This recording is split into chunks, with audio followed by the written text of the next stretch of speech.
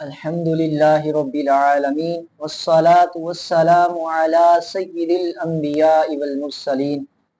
اما بعد فاعوذ باللہ من الشیطان الرجیم بسم اللہ الرحمن الرحیم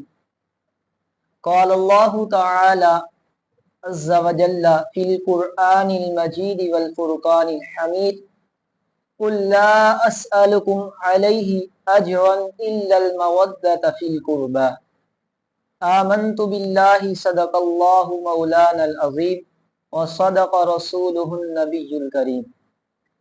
اللہ رب العزت نے قرآن کریم پارہ نمبر 25 سورۃ الشورى آیت نمبر 23 میں ارشاد فرمایا قل لا اسألکم علیہ اجرا الا المودۃ فی القربى،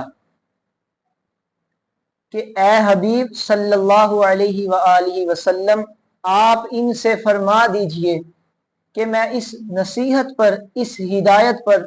تم سے کوئی اجر نہیں مانگتا مگر یہ کہ تم میرے اقربا سے یعنی میرے اہل بیت سے محبت کرو۔ پھر جب اس آیت مبارکہ کی تفسیر آتی ہے تو اس میں حدیث پاک ہے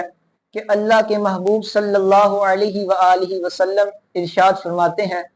من مات علی حب آل محمد مات شہیدا،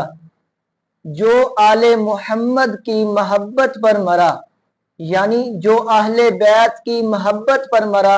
تو وہ بندہ شہید کی موت مرا۔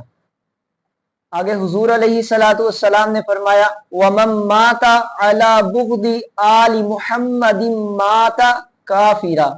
جو اہل بیت کے بغض پر مرا، جو آل محمد کے بغض پر مرا تو وہ بندہ کافر کی موت مرا۔ اب اس آیت مبارکہ پر جب ہمارے مفسرین تبصرہ کرتے ہیں تو وہ فرماتے ہیں چونکہ اللہ کا حکم ہے کہ اہل بیت سے محبت کرنی ہے، اب اللہ رب العزت نے خود اہل بیت سے محبت کرنے کا حکم فرمایا ہے تو ہمارے مفسرین اس آیت کے تحت فرماتے ہیں کہ ہم نے اہل بیت سے محبت کرنی ہے۔ اب جو بندہ اہل بیت سے محبت نہ کرے یعنی اہل بیت سے معاذ اللہ بغض رکھے، اہل بیت سے کسی قسم کی عداوت دشمنی رکھے تو وہ اللہ کے اس حکم کی کھلم کھلا مخالفت کرتا ہے، اور جو اللہ کے حکم کی کھلم کھلا معاذ اللہ مخالفت کرتا ہے اس بندے کو کافر کہتے ہیں۔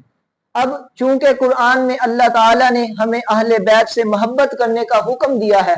محبت کرنے کا حکم ارشاد فرمایا ہے، تو ہم پر لازم ہے، واجب ہے کہ ہم اہل بیت سے محبت کریں۔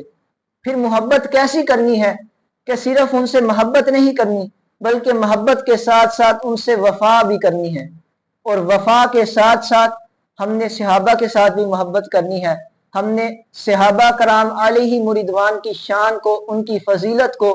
ان کی حضور کی بارگاہ میں جو صحابہ کرام علیہ رضوان کے مقام و مرتبے ہیں ہم نے ان کو بھی بیان کرنا ہے۔ اللہ رب العزت کی بارگاہ میں دعا ہے کہ رب کریم ہمیں اہل بیت کی پکی سچی محبت نصیب فرمائے، آمین بجاہ خاتم النبیین وما علینا الا البلاغ المبین۔